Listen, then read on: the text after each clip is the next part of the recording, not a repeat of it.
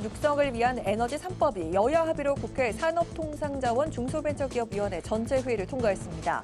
대왕고래 프로젝트 1차 시추 결과를 두곤 여야 공방이 이어졌습니다. 더불어민주당 등 야5당이 내란 사태 종식을 위한 야권 연대 기구를 출범했습니다. 이재명 대표는 헌정 파괴 세력에 맞서 새로운 대한민국을 열어가겠다고 강조했습니다. 국민의힘은 반도체 현장 간담회를 열고 주 52시간 예외 규정의 필요성을 거듭 촉구했습니다. 여권 대선 후보로 꼽히는 김문수 고용노동부 장관이 참석한 토론회에 여당 의원들이 50여 명 집결해 눈길을 끌었습니다. 정치 현장 바깥의 시각으로 정치권 핵심 이슈를 풀어보는 정치회전. 이재명 대표가 중도 보수를 선언한 배경과 당 안팎의 반응을 짚어보고 내일 열릴 여야정 국정협의회에서 추경 논의가 결론을 낼 수 있을지 전망해봅니다.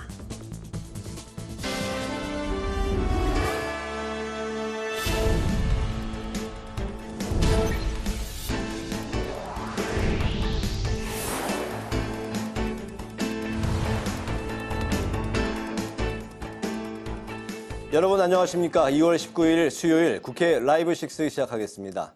오늘 뉴스는 정무위원회 중계방송으로 늦게 시작합니다. 국회 시간이 바쁘게 흘러가고 있습니다. 어제 8개 상임위가 전체 회의가 열렸는데 오늘도 5개 상임위가 전체 회의를 개최했습니다. 또 국회 정무위원회는 어제 금융 분야에 이어서 오늘은 비금융 기관들의 업무 보고를 받았습니다. 최근 트럼프 2기 행정부 출범으로 불거진 플랫폼 독과점 규제 문제와 개인정보 유출과 관련한 질의가 쏟아졌습니다. 오다인 기자입니다.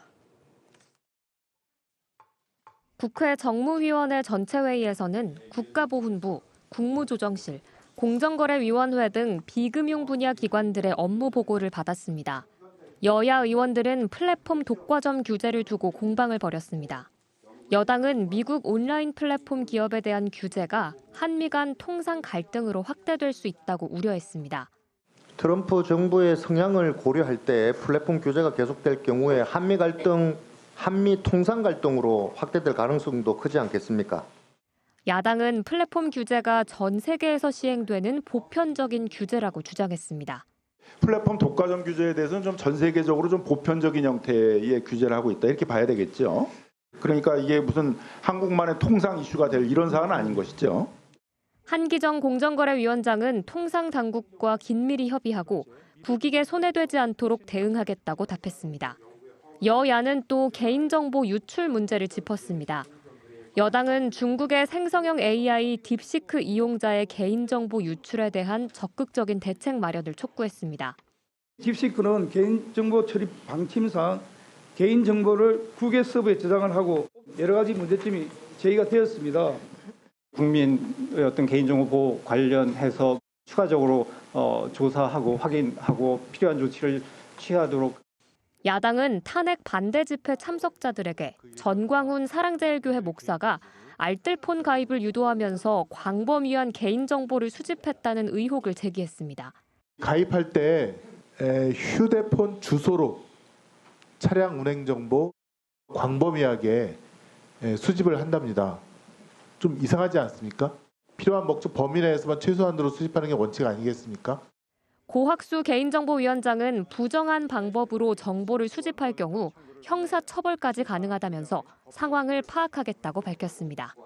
국회방송 오다인입니다. 더불어민주당을 비롯해 야권은 내란 사태 종식을 내걸고 연대 기구를 출범시켰습니다.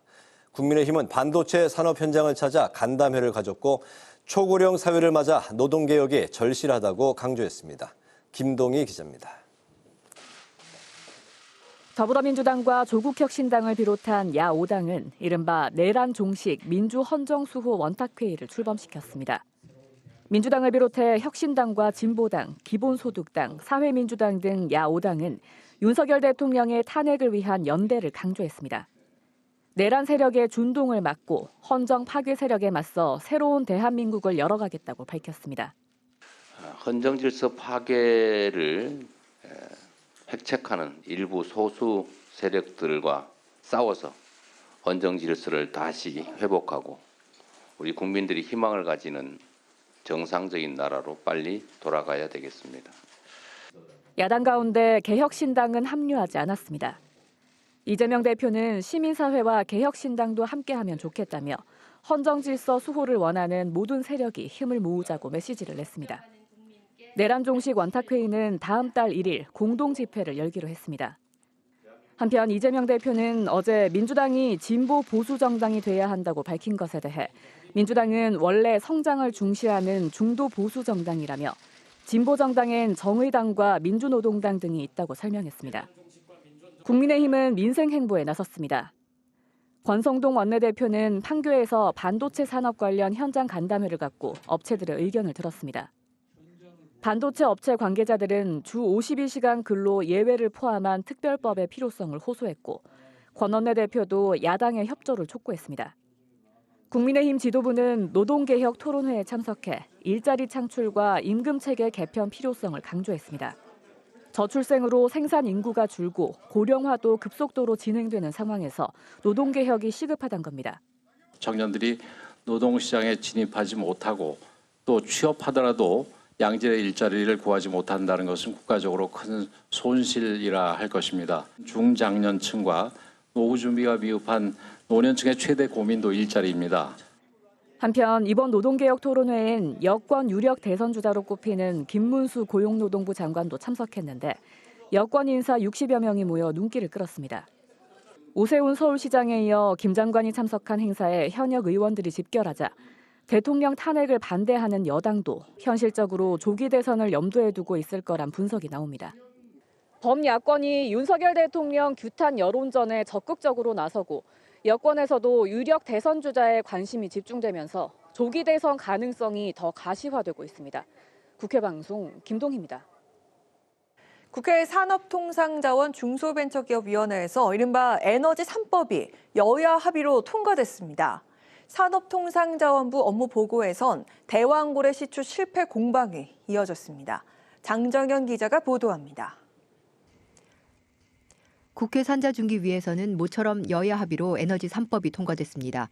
에너지 3법은 국가기관 산업에 대한 안정적 전력 공급을 위한 전력망 확충법을 비롯해 해상풍력 발전 보급 촉진을 위한 해상풍력법, 그리고 원자력 발전소에서 나온 사용 후 해결료 처리시설 구축 운영을 위한 고준위 방폐장법입니다. 위원회는 지난 21대 국회에서부터 논의되어 온 에너지 3법을 여야 합의로 처리하였습니다. 이들 법안의 통과는 우리나라 에너지 정책의 중요한 전환점이 될 것입니다. 에너지 3법이 본회의를 통과하면 인공지능 AI와 반도체 등 첨단 산업의 대규모 전력 수요에 대응할 수 있게 됩니다. 또 해결료를 사용 후 재처리할 수 있어서 안정적인 원자력 발전이 가능하고 해상풍력의 사업 인허가 절차가 간소화돼 보급이 촉진될 것으로 기대됩니다. 이어진 산자부 업무보고에서는 여야가 동해 심해 가스전과 유전 개발 사업인 대왕고래 시추 결과를 놓고 공방을 벌였습니다. 야당 의원들은 윤석열 대통령이 직접 나섰던 대왕고래 프로젝트에 정치적 의도가 있었던 게 아니냐고 의심했습니다. 1차부터 5차까지의 시추 계획 자체가 한 차례가 첫 번째가 성공을 해야 두 번째, 세 번째 그렇습니다. 기대감을 갖고 진행하기 때문에 그런 어떤 선택을 했겠죠. 가장 가능성이 높은 아니면 국민한테 어필하기가 가장 유리한 이런 걸 선택했겠죠. 그렇습니다. 그런데 실패를 했어요. 결과적으로. 그래서 실패한 뒤에 갖고 온 게 뭐냐면 마기상어예요. 51억 배럴의 가능성이 있다고 발표했어요. 아니, 발표한 거 아닙니다. 저희 직원 실수로 잠깐 공개됐을 때 그 비공개 문건이 나가서 그 잘못된 루트로 나가서 그 국민일보. 아직 사업 실패로 단정하기 어렵고 추가 시추가 필요하다고 주장하는 여당 의원들은 정부가 객관적 사실로 대응할 것을 주문했습니다. 대통령이나 장관이 숨겼다 이렇게 해서 뭐 사기다 이러는데 숨긴 거 있습니까? 팩트 아닌 것으로 국민들에게 발표한 거 있습니까? 아니요, 전혀 없습니다. 확률 20%가 되는 걸 이걸 시추를 안 하는 경우가 있습니까? 세계적으로 1차에 성공한 사례 있습니까? 심해전에서? 제가 알기로는 거의 없습니다. 한편 산업통상자원부는 오는 2038년까지의 전력 수요 전망과 공급 계획을 담은 제11차 전력 수급 기본 계획을 국회에 보고했습니다. 신규 대형 원전 1기를 줄이고 재생에너지 비중을 높일 것을 요구한 야당의 주장을 반영해 대형 원전 2기와 소형 모듈 원전 1기만 새로 건설하기로 했습니다. 국회 방송 장정현입니다.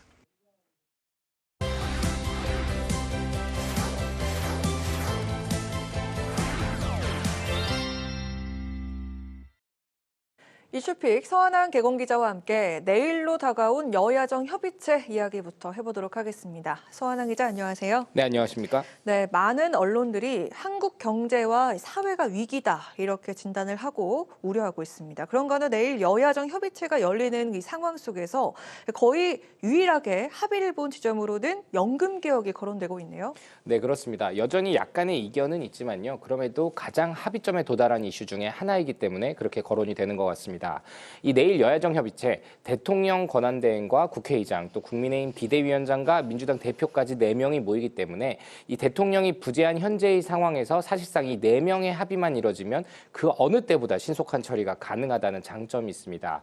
그리고 현재 여야는요. 국민연금의 이 보험료율과 소득 대체율을 바꾸는 모수개혁을 구조개혁에 앞서 처리하자는 것과 이 모수개혁 중에서도 이 보험료율을 현행 9%에서 13%로 올리자는 데에는 이미 뜻을 모은 상황입니다.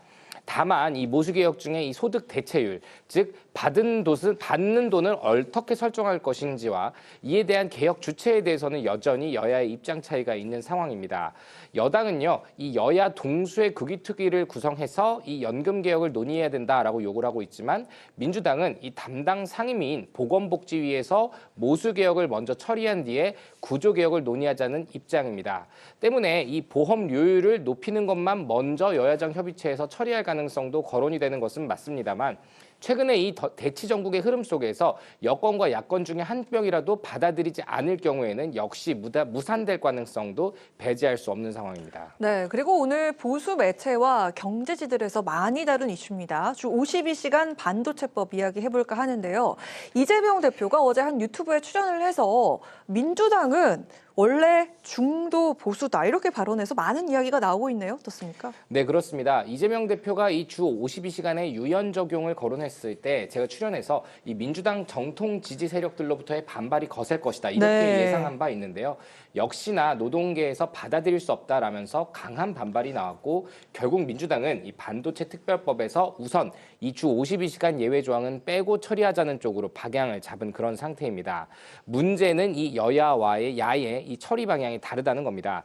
국민의힘에서는요, 재계의 목소리를 반영해서 주 52시간 예외 조항 없이는 합의할 수 없다는 입장인데 이재명 대표는 자신의 SNS에 국민의힘의 무책임한 몽리로 국가의 미래가 걸린 산업의 경쟁력에 발목이 잡히고 있다라고 비판을 하고 있습니다. 반면 이 권성동 국민의힘 원내대표는 어제 이 국내 반도체 산업의 경쟁력 강화를 위해 절실한 요청을 묵살해버린 것이라며 이것 하나만 봐도 요즘 이재명 대표가 외치고 있는 친기업 성장은 거짓말이다라고 맞서고 있습니다. 때문에 내일 이 여야정 협의체에서 반도체 위기와 지원에 관련된 이슈가 당연히 거론이 되겠지만 처리까지 뜻을 모으기에는 요원하다라는 전망이 나오고 있습니다.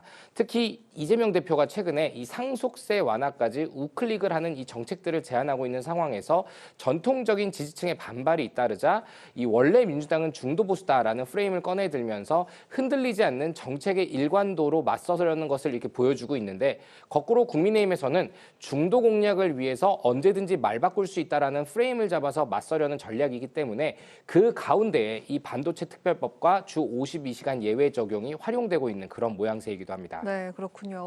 조기 대선 흐름 이야기도 나눠볼까 하는데요. 한동훈 전 비대위원장도 책을 출간을 했습니다. 이게 서서히 뭔가 여권 대선 유력 후보들이 지금 움직이는 그런 모양새인데 그럼에도 이 몇몇 후보들은 명태균 리스크 이게 거론이 되고 있죠. 네, 그렇습니다. 이 비상계엄 때문에 사실 잠시 잠잠했었던 이 정치 브로커 명태균 씨의 리스크가 이 여권 대선 흐름에 얼마나 영향을 줄 수 있을 것인지 관심이 쏠리고 있습니다.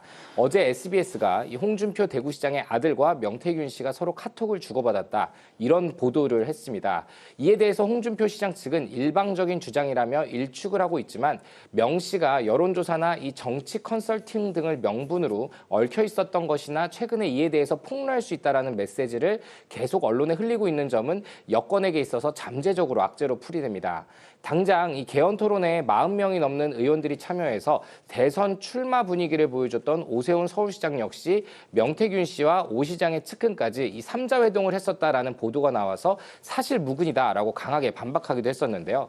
사실 이 정치 컨설팅을 명분으로요, 비공개 여론조사를 진행하는 이 자료를 제공해서 뒤에서 금품을 받는 경우는 사실 비일비재한 이슈이긴 합니다. 그렇군요. 하지만 명 씨의 경우는 공천에 관련된 청탁을 하는 등 윤석열 대통령과 이 부부와 얽힌 지점들이 나오면서 구속까지 된 피고인인 탓에 홍준표 시장이나 오세훈 시장의 경우 이 조기 대선 국면에서 이 명태균 리스크를 풀어내야만 할 것으로 보입니다.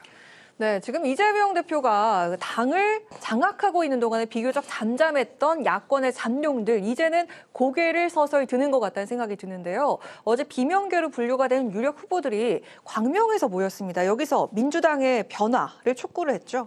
네, 그렇습니다. 이재명 대표가 앞서 말씀드린 것처럼 중도 보수라고 이 외연 확장에 운을 띄웠다면 비명계들은 거꾸로 이 민주당의 정통성을 강조하면서 나오고 있는 게 두드러지는 그런 모양새입니다. 어제 이 광명의 한 웨딩홀에서 김부겸 전 총리와 김두관 또 박용진 전 의원이 참석해서 희망과 대안 포럼의 창립식을 가졌습니다. 왜 광명이었을까요? 네, 그렇습니다. 이 양기대 전 의원, 이 광명시장까지 했던 양기대 전 의원이 이 자리에 참석했기 때문인데 네. 이 KTX를 통해서 전국으로 울림을 퍼뜨리겠다라는 취지였습니다. 이 김동연 경기도지사 역시 영상으로 축사를 보내서 참석하는 그런 의미를 가졌는데 특히 이 자리에서 김부겸 총리는 개딸과 수박이라는 키워드를 직접 언급하면서 예전에는 수박이라고 찍히면 그 대상자가 희생으로 연결됐다며 이 표현을 자제해 줄 것을 당부하기도 했습니다. 역시 잠재적 차기 대선 주자로 거론되는 김경수 전 경남지사와 이광재 전 강원지사는 어제 행정수도 이전을 주제로 한 토론에 나란히 참석을 했었는데요. 이 행정수도 이전은요, 노무현 전 대통령이 추진했던 정책이죠. 때문에 이 친노 인사로 꼽히는 이 전 지사와 또 친문 대표 주자로 꼽히는 김 전 지사가 행정수도 이전을 내세워서 정통 민주당의 정체성을 강조하면서 이재명 대표의 우클릭과는 차별화하려는 시도로 몸불리게 나선 것으로 풀이가 됩니다. 그렇군요. 오늘 이슈픽은 여기까지 들어보도록 하겠습니다. 서완환 기자와 함께했습니다. 오늘 말씀 고맙습니다.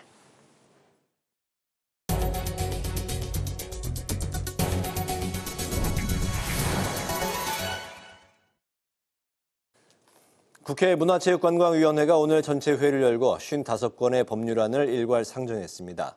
상정된 법안에는 게임물의 내용을 수정하기 전에도 게임물관리위원회에 신고할 수 있도록 하는 게임산업진흥법 개정안과 훼손된 대형 건축물에 미술품을 보수하거나 철거하지 않으면 건물주에게 과태료를 부과할 수 있도록 하는 문화예술진흥법 개정안 등이 포함됐습니다. 국회 농림축산식품해양수산위원회는 전체 회의를 열고 해양수산부 등으로부터 업무 보고를 받았습니다. 여야 의원들은 물김 대량 폐기 문제와 수산물 물가 관리 대책 등을 주문했고 강도형 해수부 장관은 맞춤형 수급과 물가 관리에 더욱 집중하겠다고 말했습니다. 강 장관은 최근 잇따라 발생한 어선 사고에 대해 사과하고 원인을 명확히 파악해 대책을 마련하겠다고 밝혔습니다. 국회 운영위원회는 국가인권위원회법 개정안 등 100여 건의 법률안을 일괄 상정했습니다. 야당 주도로 발의된 인권위법 개정안은 대통령이 지명하는 상임위원회 국회 인사청문회 도입 등의 내용을 담고 있습니다. 한편 노정면 민주당 의원은 명태균 씨가 대통령 경호처 인사에 개입했다는 녹취록 내용을 일부 공개했습니다. 여당은 민주당 돈봉투 의혹 사건 등에 대해서는 함구하고 명태균 이슈만 부각하면서 정치적 공세를 벌이고 있다고 비판했습니다. 우원식 국회의장이 해병대 1사단을 방문해 고 최수근 상병을 추모하고 부대원들과 오찬 간담회를 가졌습니다. 우 의장은 부대 내 추모 공원을 방문해서 최 상병 흉상에 헌화하고 비상계엄 사태로 국정조사가 늦어지고 있지만 분명하게 진상을 규명할 것이라고 밝혔습니다. 우 의장은 또 병영식당 리모델링 등 병사들의 눈높이에 맞춘 복무 환경 조성을 위해 국회도 세심히 살피고 챙겨 나가겠다고 밝히고 국가가 여러분들을 믿고 있다는 점을 가슴속에 새기고 군 생활을 잘 해달라고 당부했습니다.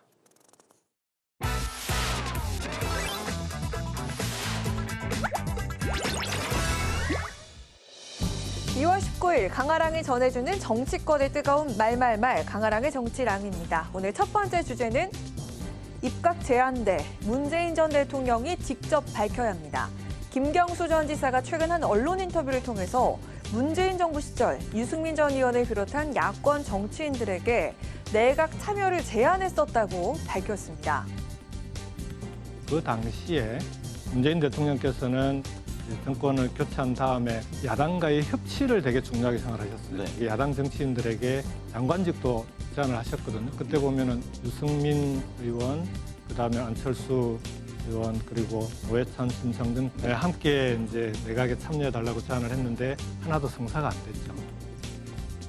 김 전 지사의 발언이 나온 직후 정의당과 유승민 전 의원은 사실이 아니라면서 반박하고 나섰는데요.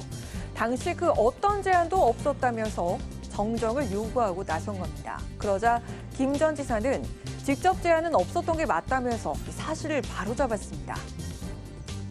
구분해서 말씀드리지 못했던 것에 대해서 두 분께는 정중하게 사과를 드렸습니다.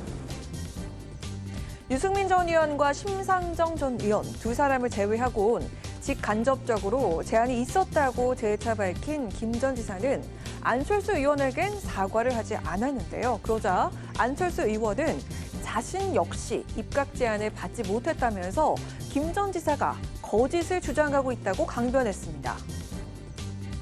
드루킹 게이트 때문에 감옥에 다녀온 사람이 거짓말을 퍼뜨리고 있다. 저는 그렇게 생각합니다. 드루킹으로 저를 심하게 그렇게 공격을 해놓고는 당사자인 문재인 대통령께서 직접 진실을 밝힐 차례다. 문재인 정부 시절 안철수 의원을 비롯한 야당 인사들의 입각 제안이 분명히 있었다고 밝힌 김경수 전 지사와 사실이 아니라며 문재인 전 대통령을 소환한 안철수 의원. 진실을 둘러싼 공방은 이어지고 있습니다. 이어서 두 번째 주제는 표류하는 반도체법입니다. 반도체 특별법의 주 52시간 근로제 예외 문제를 둘러싼 여야 공방전이 계속되면서 결국 처리가 무산됐죠. 여야 모두 반도체 기업에 대한 지원엔 이견이 없었지만 주 52시간 예외 조항에 충돌하면서 발목을 잡은 건데요. 여야는 서로에게 무산 책임을 떠넘겼습니다. 대한민국 반도체 산업만 민주당 때문에 주 52시간제에 묶여 있습니다. 요즘 이재명 대표가 애추고 있는 친기업이니 성장은 거짓말입니다. 지난 3일 이재명 대표는 반도체 특별법 토론회에서 몰아서 일하기가 왜 안 되느냐고 묻는데 할 말이 없더라면서 사실상 유연성 확보에 동의했습니다. 그런데 불과 2주 만에 입장을 또 바꾸었습니다. 국민의힘은 주 52시간 예외 적용이 포함되지 않으면 반도체법을 절대 처리하지 못하겠다고 목리를 부립니다. 국민의힘은 반도체법 통과에 의지가 있는지 의문이 가는 대목입니다. 이런 가운데 국민의힘은 오늘 반도체 산업 현장을 찾아 간담회를 진행하면서 주 52시간 예외 조항을 포함한 반도체법을 반드시 관철시키겠다는 의지를 보였는데요. 민주당 이재명 대표는 특별법부터 처리에 나서자며 근로시간 문제를 제외한 부분부터 단계적으로 합의해야 한다고 재차 강조한 상황이죠. 한치의 양보 없이 팽팽히 맞서고 있는 여야를 향해 최상목 권한대행은 진정성 있는 소통이 필요하다고 지적을 했습니다.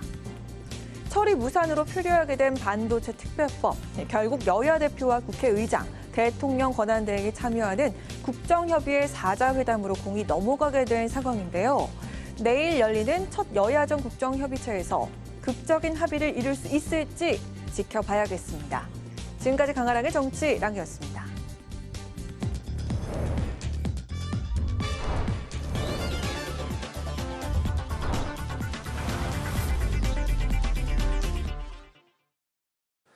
네, 정치 현장에서 한 걸음 떨어져 보다 객관적이고 분석적인 시선으로 정치권의 쟁점을 들여다보겠습니다.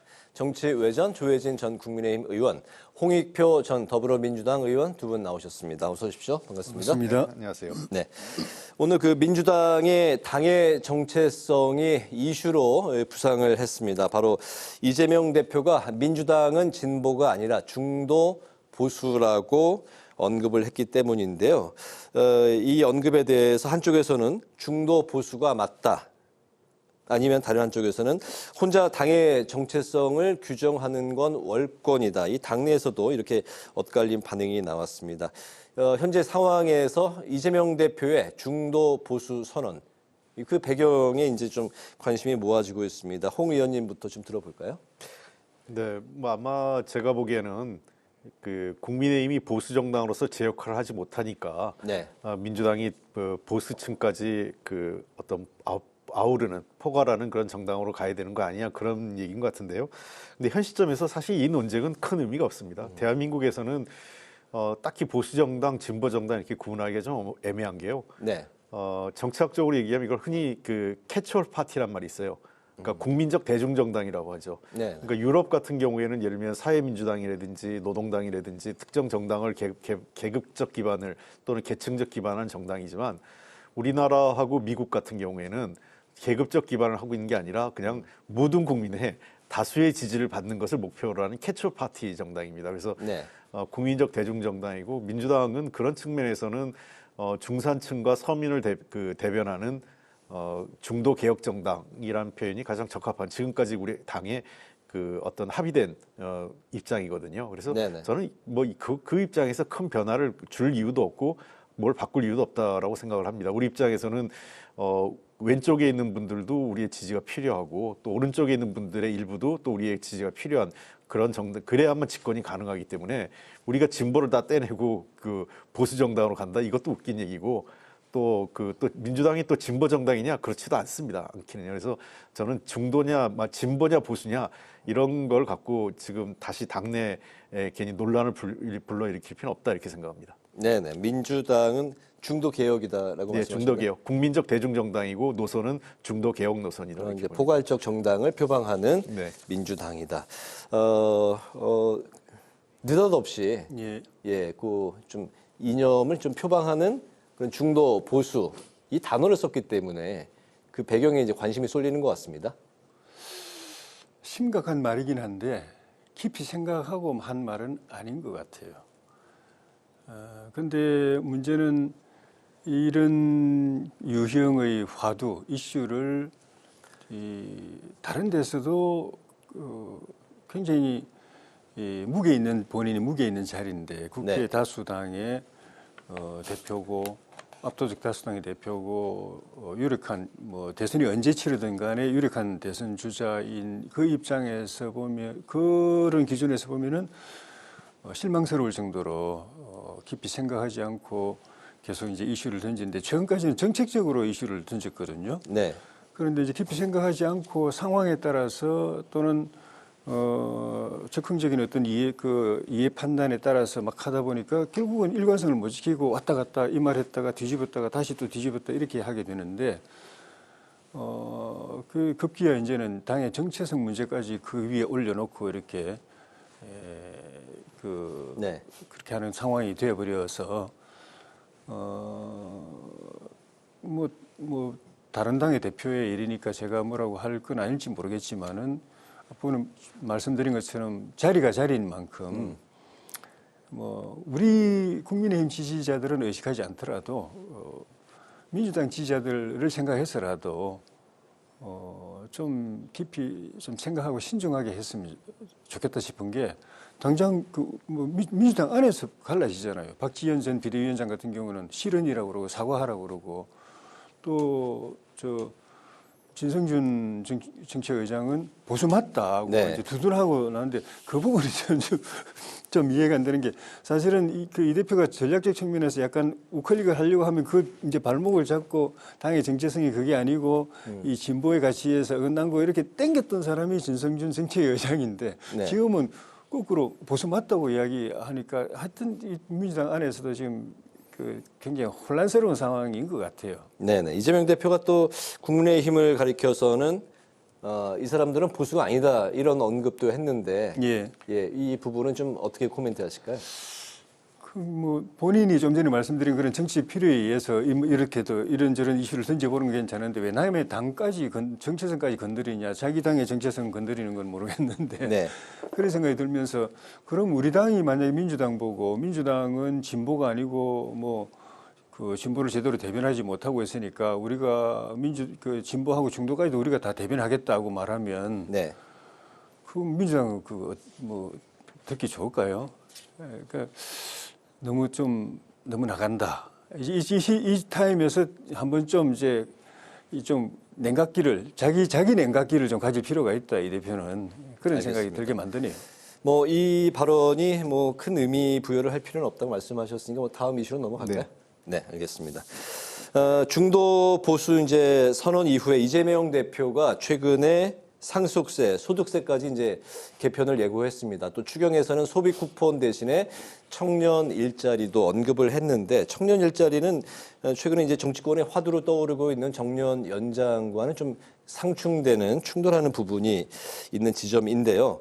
어쨌든 이제 그런 가운데 25만 원 지역 화폐를 이제 포기한다고 하더니 소비 쿠폰으로 이름만 바꿨다. 이게 또 여당의 비판이 나왔습니다. 진정성이 이제 안 보인다는 건데 내일 국정협의회가 이제 열리게 됩니다. 이 추경이 이 자리에서 좀 어떻게 뭐 결론 비슷하게 나올 수 있을까요? 글쎄요, 뭐 여야가 지금 필요성에는 공감하고 있기 때문에 좀 합의가 됐으면 좋겠다. 그리고 그 이재명 대표 얘기는 그런 것 같아요. 그러니까 저 국민지원금, 그러니까 그 소비 쿠폰이죠. 25만 원 이 이슈는 여야 협의 과정에서 그 내려놓을 수 있는데 일단은 그 아직 협상이 진행이 안 됐기 때문에 원안에는 넣었다. 이게 지금 그 민주당 정책의 설명이거든요. 그러니까 뭐 이걸 그 굳이 이게 안 되면 관철이 안 되면 뭐 추경을 안 하겠다 이런 입장은 아니기 때문에 저는 이 부분은 뭐 제가 보기엔 이미 이재명 대표가 내려놓을 수 있다고 얘기했기 때문에 크게 걸림돌이 되지는 않을 거라고 생각을 합니다. 그래서 저는 추경의 규모는 그 더 중요한 건 이제 속도죠. 빨리 좀 해야 될 것 같고 제가 보기에 지금 우리나라 대한민국 경제와 관련돼서 제일 제대로 일하고 있는 분은 이창용 한은 총재인 것 같아요. 네, 이창용 한은 총재도 지금 15조에서 20조 정도는 해야 되지 않느냐라는 얘기를 하셨기 때문에 그리고 빨리 해야 된다. 속도가 중요하다. 전적으로 저는 이창용 총재 생각이 동의합니다. 그래서 지금은 뭐 여야가 자기의 정책을 꼭 관철시켜서 이거 아니면 안 돼 이런 입장보다는 큰 틀에서 공감대가 있는 부분 더 먼저 시급하게 하고 그래서 그게 10조든 15조든 20조든 어떤 규모에서 하고 추가적 대응, 2차 추경 대응을 열어놓고 갈 필요가 있지 않을까 생각을 합니다. 네, 민주당은 한 30조 원의 추경. 방금 말씀하신 이창용 한은 이제 총재는 15조에서 20조의 추경. 그 여당도 추경 편성에는 좀 공감대는 있는 것 같아요. 예. 여당도 그렇고 정부도 그렇고 그렇게 생각하죠. 네. 그동안에 이 통계상으로는 수치상으로 경기는 회복세였는데 실제로 민생 경제 또 실물 경기는 안 움직이고 더 나빠지고 또 서민 생활이 더 나빠지고 있다는 것은 도처에서 느끼고 있는 거기 때문에 우리가 생각했던 것하고 틀리다. 이대로 가서는 좀 굉장히 문제가 있을 수가 있겠다. 지금 추경을 투입해가지고 살려내야 된다는 데 대한 공감대들이 다 있어서 그렇게만 하면은 합의 안 될 게 없을 것 같은데 이것도 어차피 결과적으로 빚을 내서 해야 될 가능성이 많은데 그 빚까지 내 가지고 하면서 뭐 기왕 하는 김에 이어 가지고 좀 장사 좀 해보자 이래 가지고 뭐 정치적으로 또는 정략적으로 아니면 조기 대선이 있을 경우를 대비해서 표를 끌어온데 내가 좀 써보겠다 이 계산이 들어가게 되면은 이건 도의적으로도 맞지 않고 또 실제로 그런 효과도 별로 없을 거고 이미 여러 번 이런 그 지원금 경험은 국민들이 많이 해봐가지고 받을 때만 좋지 그게 돈이 풀리니까 결국 물가 올라가가지고 지금 물가가 엄청 서민들을 괴롭히는 요인이거든요. 정말 물가 때문에 서민들이 돈 있는 사람들이야 뭐 조금 올라도 뭐 큰 상관없지만 서민들은 정말 힘들어요. 현장에서 보면은 그게 다 여러 가지 요인이 있지만 돈 막 풀면은 다른 요인이 없어도 물가는 올라가게 돼 있거든요. 그래서 그때부터 우리 당에서는 그냥 진짜 필요한 거, 뭐 코로나 때는 이럴 때 진짜 필요할 때는 하지만은 선심용으로 돈 세금이 많이 그쳐서니까 하고 막 뿌리면은 나중에 그 몇 배로 서민들을 괴롭히는 일이 될 거다. 그거 자제해야 된다고 했는데 결국 그래 가더니 지금 이렇게 돼버렸거든요. 그래서 진짜 이 대표가 늘 강조하는 실사구시 측면에서 바닥 경기 살려내고 민생 경제 온기 대필 수 있는 그런 효과를 과학적으로 실증적으로 검증해가지고 거기에만 딱 투입을 하고 정치 계산을 빼고 그렇게 하면 저는 합의 어렵지 않다고 봅니다. 네네, 알겠습니다. 내일 그 국정협의회가 어떻게 흘러갈지 좀 지켜보기로 하고요. 내일 오전에는 윤석열 대통령의 형사재판, 오후에는 탄핵 심판 10차 변론이 열립니다. 최종 마지막 변론이 될 가능성이 높다는 이제 관측이 나오고 있는데, 그런 상황에서 이제 어제 변론에서 윤 대통령 측의 이제 변호사가 검찰 조서가 증거로 이제 공개되는 상황에서 도중에 이제 퇴정을 하는 상황이 이제 발생을 했었습니다. 막바지 탄핵 심판 전망 오늘 좀 홍익표 의원님부터 들어볼까요? 예, 글쎄요, 뭐 결론은 어떻게 될지 모르겠습니다만 변호인단이 이제 와서 이제 마무리되는 시점 아닙니까? 그 10차 기일이 끝나고 나면 제가 보기엔 아마 추가로 있을 게 한 번 또는 두 번 정도 있을 것 같아요. 왜냐하면 양측 변론단, 그러니까 국회 소추단과 대통령 측 변호인단이 최후 진술할 거고, 대통령의 그러니까 피의자 직접 그 최후 진술이 있을지 없을지 모르겠어요. 그게 만약 있다면 한 번 더 해서 한 두 번, 아니면 한 번 정도는 더 있을 것 같은데, 거의 막바지 왔는데 이제 와서 변호인단이 그 퇴진하거나 이렇게 하면서 그 최종적인 어떤 이 마지막을 그 깔끔하게 그 마무리하지 못하게 하는 것은 바람직하지 않다라고 생각을 하고, 단순하게 지금 이 변호인단의 지금 역할은 자존심 싸움이나 그런 걸 넘어서서 헌법적 절차를 갖고 국민들과 함께 이 헌법적 절차를 지키는 과정이기 때문에 본인들도 하나의 헌법 질서를 지키는 과정이라고 좀 이해했으면 좋겠습니다. 또 대통령이 무슨 선거전 하야 가능성은 있다고 생각하지 않습니다. 이미 윤석열 대통령 스타일상 이미 정면 돌파를 선언을 했던 바이고 아마 이번 과정에서도 끝까지 아마 본인은 자신의 무죄를 그 주장하면서 그 항전하지 않을까, 그리고 지지층에게 호소할 가능성이 높기 때문에 중도 사퇴하거나 하야하거나 이러진 않을 것 같다, 이렇게 생각을 합니다. 네, 직무 정지 중에 사퇴가 과연 가능한 것이냐, 뭐 이런 이제 여러 가지 뭐 그 논박들도 나오고 있는데, 하야 가능성을 포함해서 탄핵 정국의 이제 막판에 좀 그 전국 전망을 어떻게 바라보고 계십니까? 뭐 현재가 그런 의사도 없지만은 그 설령 한다고 해도 대통령 측의 의사를 받아들여 가지고 좀 이제 변론권을 더 보장하고 심리를 좀 더 하고. 왜냐하면 그 동안에 주요 증인들, 이 판단의 핵심 근거가 될 수 있는 주요 증인들의 증언이 막 엉켜 있는 상황인데 이대로 그냥 결정 내려버린다는 거는 통상적으로 그 심리나 재판의 상식으로 볼 때도 안 맞거든요. 전체적으로 볼 때 어떤 그 사실 그 규명이나 어떤 그 법적 판단 이런 것이 하나의 흐름을 이루었을 때 딱 물론 이제 그 쌍방이 합의하는 경우는 없지만은 그래도 객관적으로 봤을 때 그 흐름이라는 게 보이는 것이니까, 그럴 때 이제 변론 종결하고, 특히 이제 쌍방 그 당사자들 의견 들어서 충분히 다 했냐, 할 말 다 했냐, 더 시간 안 줘도 되겠냐, 그러고 이제 결정하는 게 일반적인데 시작부터 끝까지 계속 이렇게 변론권 제대로 보장 안 해주고 또 증인 뭐 제대로 안 불러주고 그 신청한 전체 증인 과거에 이제 비교하면은 뭐 한 3분의 1도 안 되는 그런 증인들만 가지고 결론 내리고, 그 증인들마저도 지금 계속 말이 왔다 갔다 해서 그 좀 믿을 수 없는 상황인데, 그러면 좀 더 규명해야 되는데 그냥 끝내려고 하니까 이제는 그 이후에 어떤 말씀하셨던 것처럼 이제 결론이 어떻게 나더라도 그 이후 과정이 사회적으로는 국가적으로 굉장히 걱정되는 상황이어서 그에 대한 대비, 뭐 헌재가 그거를 의식해서 그런 후유증이 없도록 마무리를 잘할 걸 기대하는 거는 이미 떠난 것 아닌가 싶고, 정치권이나 또 국민들이 그걸 걱정하면서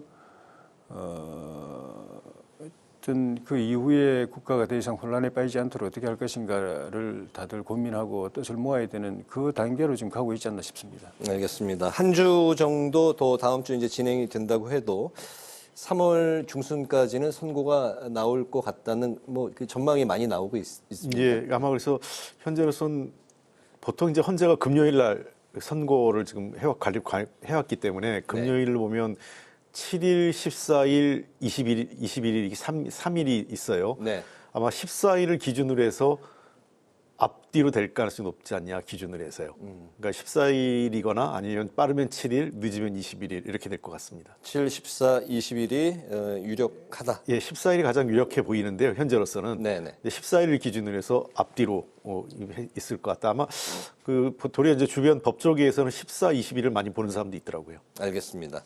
이런 가운데 명태균 특검법이 다음 주에 처리될 예정인데요. 그런데 이제 탄핵 선고 전에 현재 진영 대립이 굉장히 그 첨예한 상황에서 재표결 이탈표를 기대할 수 있겠느냐. 먼저 그 전에 최상목 권한대행이 이제 거부권을 행사하느냐도 이제 관건이겠지만 명태균 특검법이 이제 앞으로 또 뚜껑이 열리게 되면 이게 전국에 미칠 영향 좀 어떻게 보시는지 뭐 조혜진 의원님부터 들어볼까요? 만약에 이제 특검이 야당 주도로 임명이 돼서 수사를 해서 정치적으로 활용을 하기로 작심하고 덤벼들면은 뭐 효과는 있을 수가 있겠죠. 대선 국면에서. 근데 냉정하게 객관적으로 봤을 때 수사할 거는 제가 볼 땐 별로 없을 것 같아요. 아, 수사할 게 별로 없다. 예. 네. 원래는 이제 아시는 것처럼 뭐 검찰 수사가 제대로 안 됐을 때 특검을 보충적으로 하는 것인데 네. 지금 검찰은 뭐 심하게 말해서 대통령과 그 주변을 그냥 사냥하듯이 그냥 무슨 사냥감으로 생각하고 전리품을 획득하기 급급하다고 할 정도로 뭐 총장부터 해가지고 뭐 수뇌부부터 다 일선 검사들까지 그렇게 덤벼들고 있는 그게 오히려 걱정을 하는 상황이지. 네. 뭐 검찰이 대통령 봐주네 이런 걸 걱정할 상황이 전혀 아니거든요.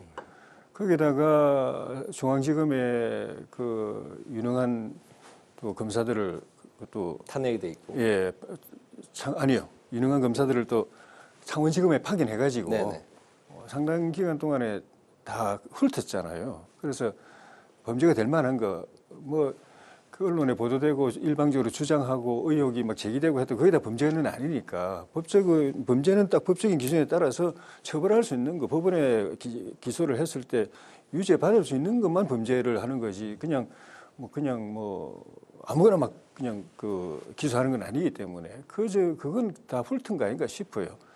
그런 상황인데 이제 특검을 한다고 그러니까 특검하면 검찰은 물론 이제 가능성이 전 높게는 안 보지만은 검찰은 제일 싫은 게 특검이잖아요. 그러니까 다시 이제 사건을 중앙지검에 가져와 가지고 직접 한다고 그러는데 제가 볼 때는 그냥 좀 더 노력하는 모습, 특검 여론을 좀 이제 잠재우려고 좀 노력하는 모습을 보이는 거지 거기서 뭐가 나올 걸 기대하고 하진 않는 것 아닌가.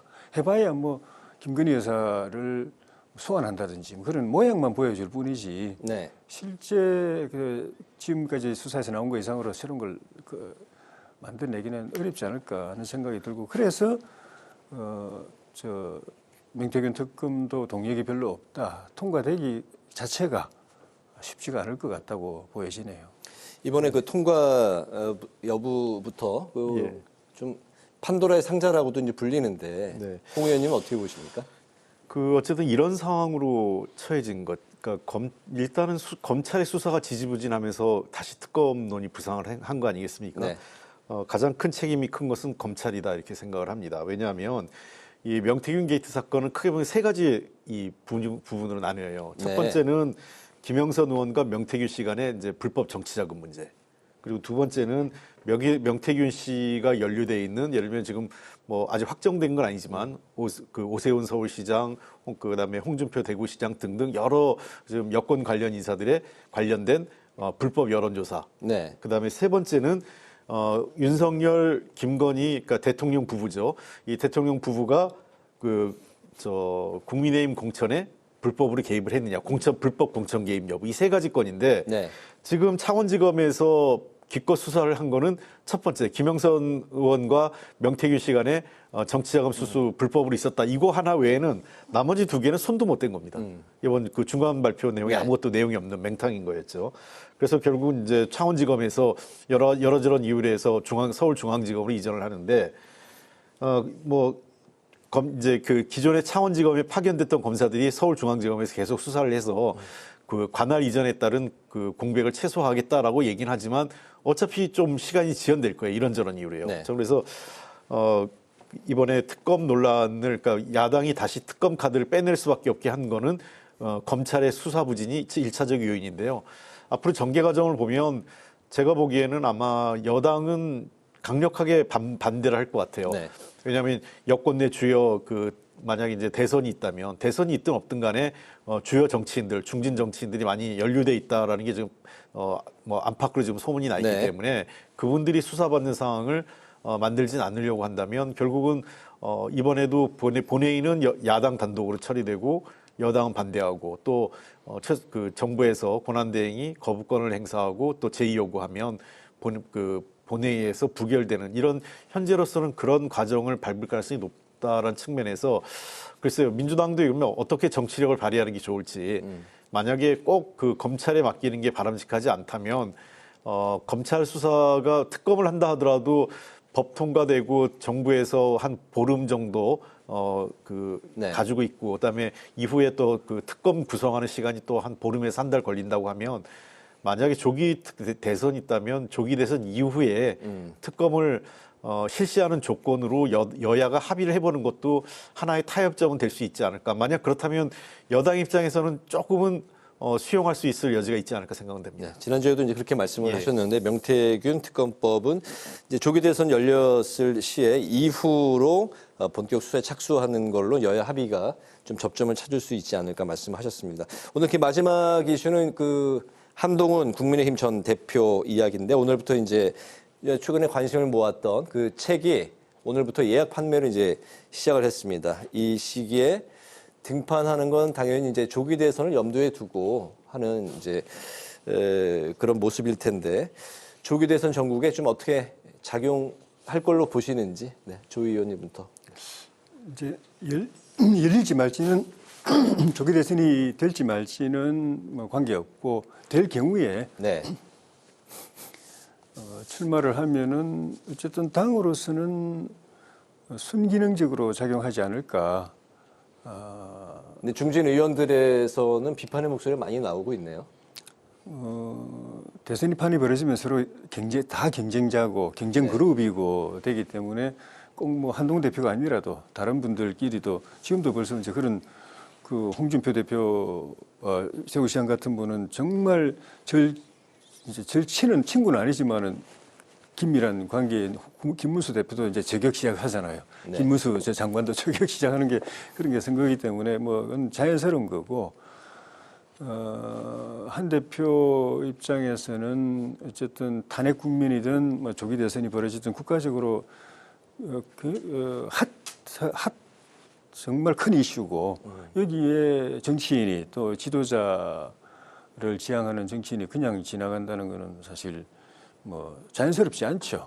거기다가 본인은 정치를 이제 길게 내다보고 한다고 생각을 하면은 지금이 굉장히 어려운 시기고 중요한 시기일 수도 있거든요. 왜냐하면 이 탄핵 과정에서 우리 지지자들 어쨌든 우리 지지자들 안에서 본인이 성장해 나가야 되는데 네. 우리 지지자들로부터 배신자 프레임이 이제 씌워지고 있는 상황이어서 이 국면에서 이걸 풀어내지 못하면은 이게 오래 가잖아요. 한번 프레임이 씌워지면 그게 족쇄가 돼가지고 벗어나는데도 오래 걸리고 평생 못 벗어나는 경우도 있고 하기 때문에 이 시점에서 본인이 그거를 정면 돌파라고 해야 될지 정면 승부라고 해야 될지 어쨌든 간에 바로 안고서 회피하면 완전히 이제 고착이 돼버리니까 결과가 어떻게 되든 뭐 지지자들이 어떻게 받아들이든 간에 본인이 그 명분이 있었고 또 그렇게 했어야만 한다고 하면 그걸 가지고 이야기를 해야죠. 네. 예. 국민이 먼저입니다. 이렇게 이제 책 제목을 이제 출간을 했습니다. 홍 의원님이 현재 바라보시는 한동훈 전 대표의 등판은? 네. 저도 굉장히 관심 있게 보고 있습니다. 저도 관심 있는 정치인이고요. 네.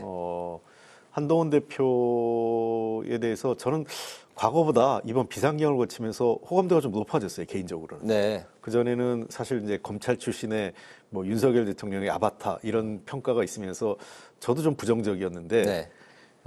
사실 이번 비상경에 대해서 여당 대표로서 반대하고 투표도 했잖아요. 국회 네. 투표 참여에도 적극적으로 했고 그다음에 탄핵 찬성도 사실 한동훈 대표 측의 협조가 없었으면 어려웠을 거예요. 저는 비상계엄 당시에 여당 대표가 반대 의사를 공개적으로 밝히면서 아마 군 수뇌부나 그때 계엄군에 있었던 군 수뇌부나 또 경찰 쪽의 수뇌부들이 많이 흔들렸을 거로 생각합니다. 그런 측면에서 한동훈 대표에는 자산은 있어요. 정치적 자산은 네. 비상계엄에 반대했다. 그다음에 탄핵에 찬성했다. 이게 이제 자산이죠. 근데 부채도 있습니다. 부채라는 것은 어쨌든 검찰 출신 그리고 그것도 윤석열 대통령의 힘에 의해서 승승장구했던 네. 그 이제 엘리트 검사였고요.